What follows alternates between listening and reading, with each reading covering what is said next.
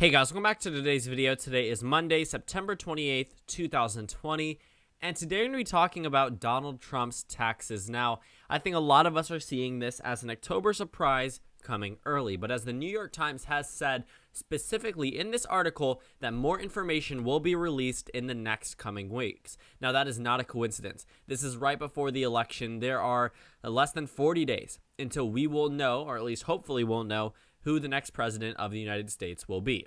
And taking a look at this article, it is not looking good for President Trump. Roughly, 3-4 days before we officially hit the final stretch of the campaign season. The first debate is tomorrow night, so that could possibly take over this headline. But let's say that debate is boring. Let's say Joe Biden does as well as expected, Donald Trump does as well as expected. It's a traditional presidential debate, doesn't really sway voters too heavily. Looking at this, I mean, this is probably, very detrimental to the Trump campaign. Now, I'm not going to say that this is going to shift the country too far to the left. We're already working in an environment where the Democrats are up 7% nationwide, so you're not exactly going to see Joe Biden have a very large surge in votes because of his tax returns, but really, this is not a good look whatsoever. If this was a close election for the past couple of weeks, if we were down seeing Biden up 2-3%, if we were down to a point where we would say it's anyone's game at this point, which we're not, Joe Biden definitely could get a bump from this. But I'm sure this 7-point lead and that 50.2% of Americans are already American voters who don't like President Trump, who are pushing away from him. And this only adds on to their dislike of him, but they're already voting for Biden. Now, I do think that this will improve Biden's numbers in certain regions in the country more than others, in areas that have been hurt really badly based off the recent economy. And Donald Trump's main issue was always the economy. So let's take a look at this New York Times article. If you don't know what happened yesterday, the tax returns were essentially released. They were leaked by the New York Times, and they don't really end up giving anyone any real good news on the Republican side. So, this is how they started off the article. Donald Trump paid $750 in federal income taxes the year he won the presidency, 2016. In his first year of the White House, he paid an additional $750. 2016, the billionaire real estate mogul paid $750 in federal income taxes. If that doesn't shock you, I really don't know what will. I mean, a lot of us were already expecting Donald Trump to, there was a reason, we all knew there was a reason why he was not releasing his tax returns. And also, now that we see these numbers, it's horrible. I mean, it is really unfortunate to say that, obviously he's found a loophole and a workaround in the law. But for me, I mean, based off this YouTube channel, I have paid more in income taxes than the president of the United States. And I can say that confidently. And I think that is, over the past, his entire presidency, I'm sure, obviously it all depends. The state of Maryland does take a very large amount of whatever I do make. But still, I mean, he's a billionaire. And I am paying more in taxes than him. And it's not just me. I mean, when we're talking about American voters themselves, they have paid, a lot of them, the majority of them have paid more in taxes than the billionaire president of the United States of America. And yes, while this may just add on to a number of things that Donald Trump seems to have against him, nothing really sinks the Trump campaign, which is exactly why I think that he will still do very well in some of these battleground states. I think this new report is going to be very bad for President Trump. Now, it may just be a talking point issue, but I will say that when we're talking about the Rust Belt and we're talking about voters who have been hurt really hard by the economy due to COVID-19, they can't even relate to the president, even though for some reason in 2016, we saw white working class voters resonate more with a billionaire president than Hillary Clinton. That really tested to Hillary Clinton as a candidate and much less to Donald Trump as a candidate. But I will say that his campaign style was something that no party had ever seen before, and it worked, and it paid off. And now, these voters who were looking up to a president who tried to build his story as a rags to riches story, which we generally know isn't true, but he did work for the money that he got. However, I will say that now, the fact that these tax returns have been released, it is very possible that these already enraged Rust Belt workers who still may consider voting for Trump on the issue of immigration or still may consider voting for Trump on the issue of healthcare may be less inclined to now, if not inclined at all, because of the fact that the billionaire president of the United States paid $750 in his first term in federal income taxes. Now, I get it. You could say, well, maybe since he's the president, he's not paying taxes. He's not taking a salary, supposedly. And if you're looking at the past 15 years, the New York Times also outlines that President Trump paid no income taxes at all in 10 of the previous 15 years, largely because he reported losing much more money than he made. So not only does this hit at President Trump, oh, I pay hundreds of millions in taxes, on top of that, he's not as rich as he claims to be. And this article outlines how he's in debt with $300 million that he owes. And there's just a number of things that really are going to be very bad for President Trump because he's traditionally defined as a very wealthy person. He's a billionaire. I mean, when you think about a billionaire, typically you'd expect them to be paying very hefty sums of taxes. And the president, of all people, I mean, a lot of people are replaying the Hillary Clinton clip from 2016, where she said, for the past 40 years, this was in 2016, for the past 40 years, every single presidential candidate has released their tax returns. That didn't happen in 2016. And Donald Trump said, oh, the people don't care. Now that I've won, why would I do it? He has not released his tax returns. And now that they've been released for him, he's saying that this New York Times article isn't true. But we all know that generally he will say things aren't true if he's deflecting away from it. That's not really that's just, I guess you could say, good campaigning in a sense, because that is something that will work in order to retain his voting base, obviously.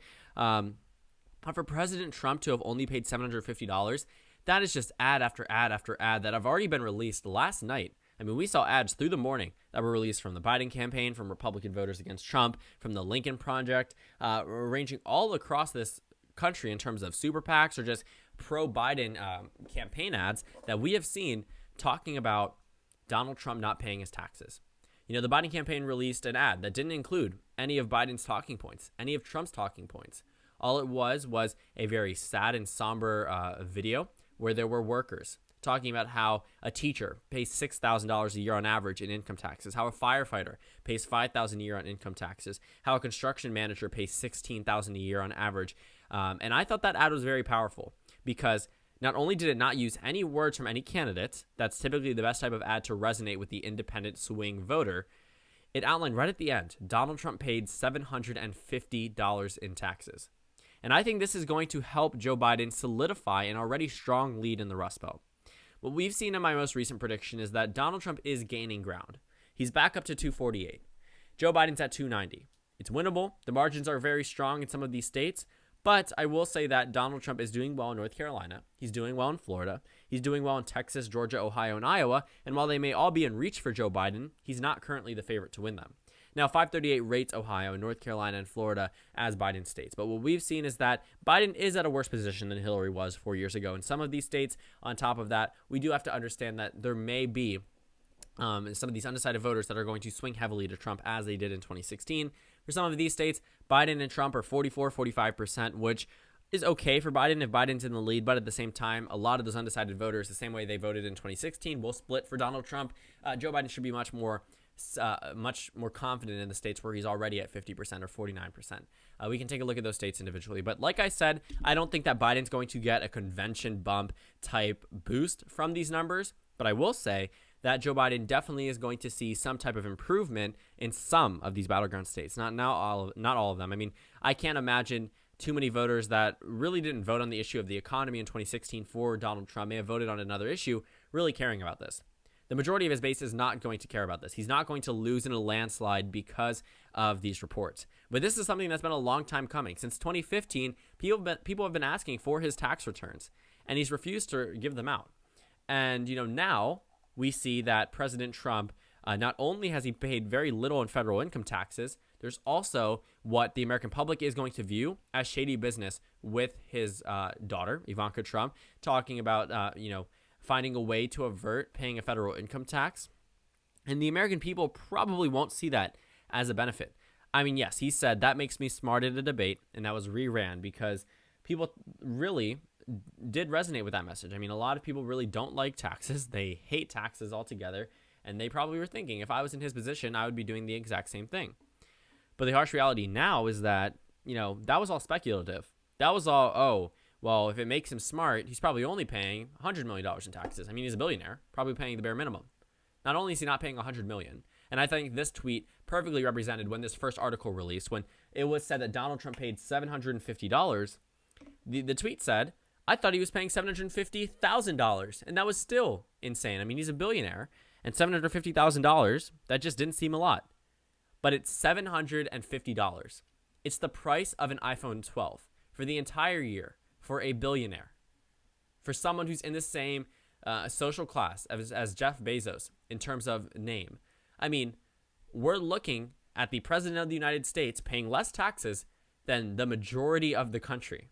And I think that's something that is really going to negatively impact his campaign, because this is something that's going to marginally improve his Biden's national numbers.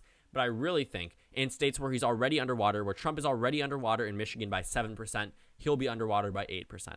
In Wisconsin, where Biden is leading by 7%, he will be leading by 8%. In Pennsylvania, a state where Biden is leading by 5%, he'll lead by 6%, possibly even more. Because in the states and the parts of the country that have been hurt the most by the economy due to COVID-19, it's going to hurt. It is going to be very bad for President Trump if these ads start running day after day after day leading up to the election. And the New York Times said, we aren't done here. There will be more information released in the next couple of weeks. Realistically, this may be the October surprise. And while Donald Trump hasn't seen anything that has sunk his campaign too heavily, as you can see, it doesn't change anything on the electoral map other than the margins. I will say that Joe Biden is likely to use this at tomorrow's debate, and it's going to be something that Donald Trump is going to have to answer in front of the majority of the country, or at least 100 million viewers, because this election cycle is shaping up to be a very strong lead for Joe Biden, and Donald Trump's going to need a very strong change in events and a very strong tide moving in favor of the right before Election Day. And yes, in 2016, we were all looking as if Hillary Clinton would win the election this far out. But if you look at the 538 average 4 years ago, I want you to go ahead and check if you don't believe me, Clinton was up 2% nationally. Biden is up 7%. This is not 2016. Biden is much more popular. He resonates with a lot more voters. And get this, Donald Trump's approval rating has dropped. So when we're looking at where Donald Trump could possibly retain voters, if he only won the Rust Belt by less than 1%, this isn't helping him, and nothing he's done in the past 4 years is really going to help him, because he was riding high on the economy. That was the only part of where American voters approved of President Trump's performance. Yes, they still approve of him now, but it's not as large of a margin as it was previously, and the economy has not recovered to pre-COVID times. Now, obviously, that was just an unrealistic expectation, but he said it. And he was also, supposedly a revolutionary economic candidate. And just what we're seeing nationwide is that something that worked in 2016, but it doesn't look like it's going to end up working in 2020. So thank you guys so much for watching this video. Make sure to comment down suggestions below. Subscribe on the left if you haven't already, and check out the Instagram and Twitter. At the bottom left of the screen, there's also a Discord link for you to go ahead and join. On the screen, there's a video you can watch and then a playlist for my 2020 election videos. Again, thank you guys so much for watching, and I will see you all later today.